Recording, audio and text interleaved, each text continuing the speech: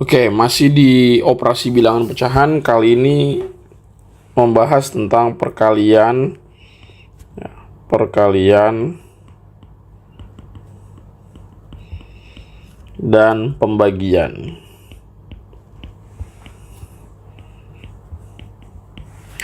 Perkalian dan pembagian pada pecahan ini memiliki satu prinsip yang sama, yaitu apa? Operasikan operasikan pembilang pembilang dengan pembilang, penyebut dengan penyebut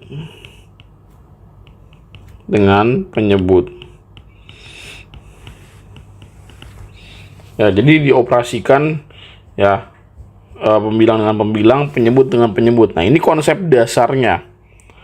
Ini adalah konsep dasarnya. Sebagai contoh adalah misalnya hasil kali dari 5/7 dikali dengan 2/3.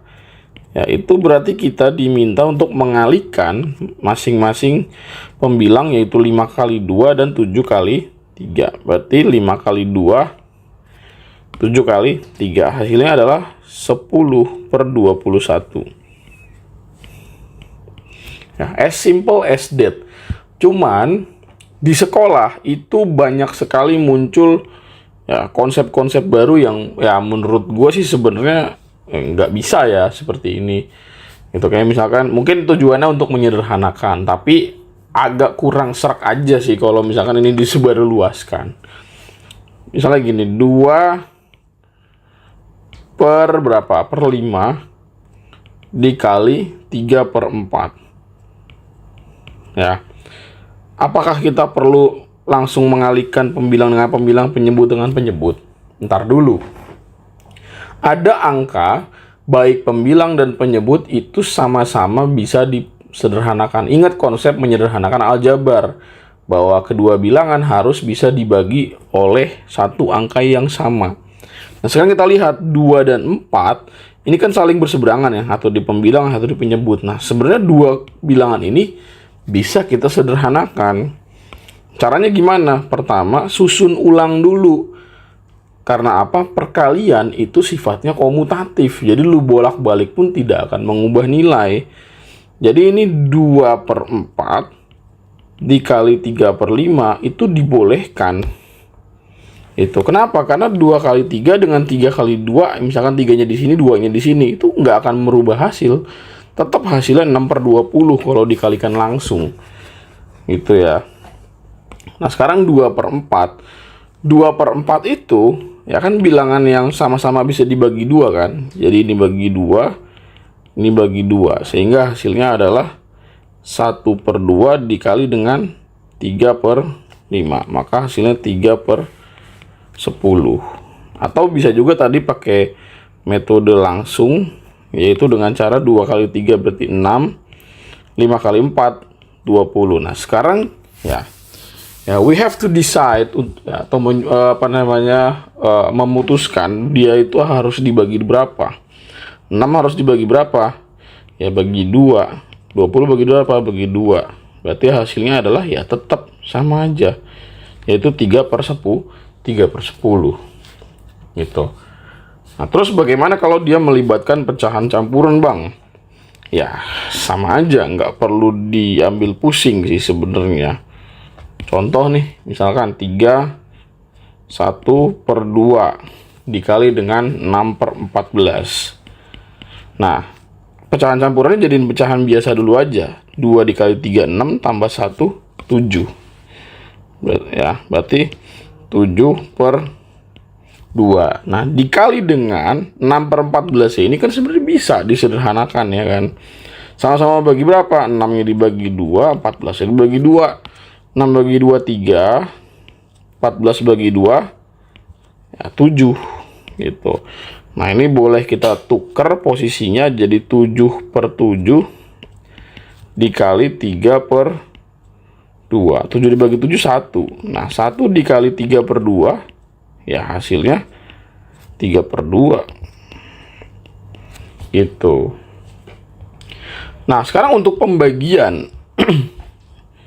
Nah pembagian ini sih yang paling agak fatal menurut gua, karena di sekolah kan diajarinnya bahwa kalau dibagi itu ya kita tinggal membalik yang sebelah kanan lalu tandanya berubah jadi kali. Jadi pembagian itu sebenarnya adalah perkalian lalu kemudian dia dibalik gitu. Ya gimana ya, mau gua salahin juga hasilnya bener gitu, tapi prosesnya aja yang kurang tepat menurut gua. Karena kita nggak tahu itu muncul dari mana. Cara kayak gitu kenapa bisa dibalik gitu kan? Apa sifat lain dari perkalian kok bisa kita buat balik gitu? Kalau kata gua sih ya itu tuh sebenarnya cuman berdasarkan pola aja, bukan karena emang itu sifat asli dari matematika bisa seperti itu. Jadi cuman sekedar membaca atau menemukan pola aja. Contoh misalkan 5/3. 5/3 ya dibagi dengan berapa? 15/2.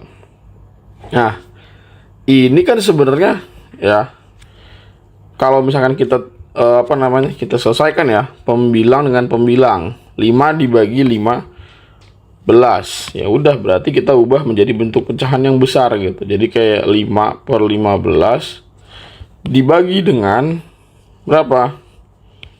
Dibagi dengan 3/2. Nah ini bisa kita sederhanakan nih, yang 5/15 ini bagi 5, ini bagi 5, sehingga bentuknya adalah 5 dibagi 5 itu 1, 15 dibagi 5 berarti 3 ya, 1/3/3/2.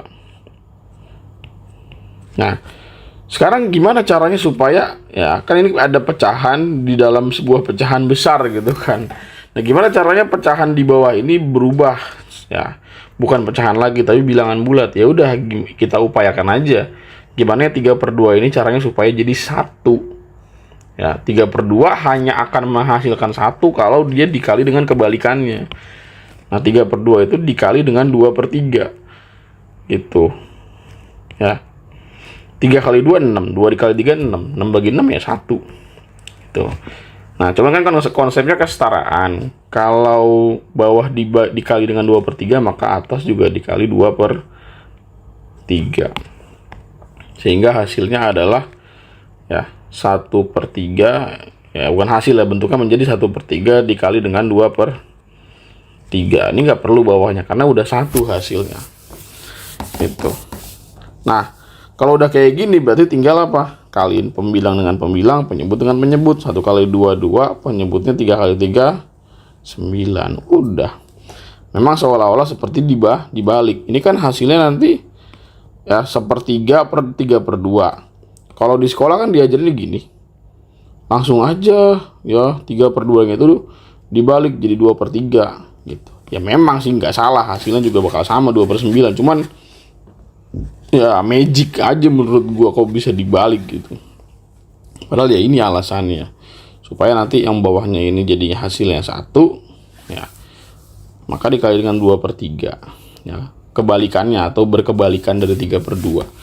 Nah nggak harus 3/2 ya, bisa bilangan lain tergantung kondisinya ya. Jadi jangan wah kata babe harus 3/2, tidak, wah itu anda yang ngadi-ngadi itu. Contoh lagi nomor 5. Nomor 5 itu coba kita libatkan pecahan campuran.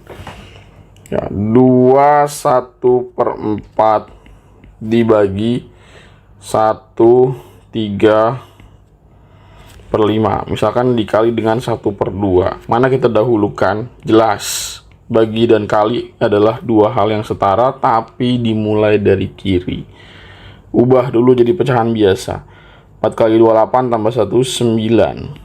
9/4 dibagi dengan 5 kali 1 5 tambah 3 8. 8/5 dikali dengan setengah.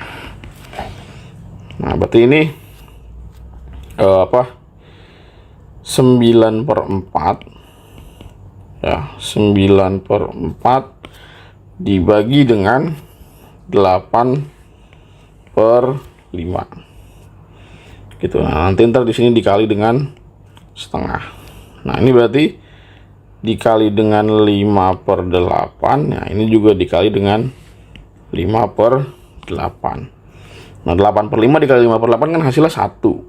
Ya udah, berarti ini jadinya 9/4 dikali dengan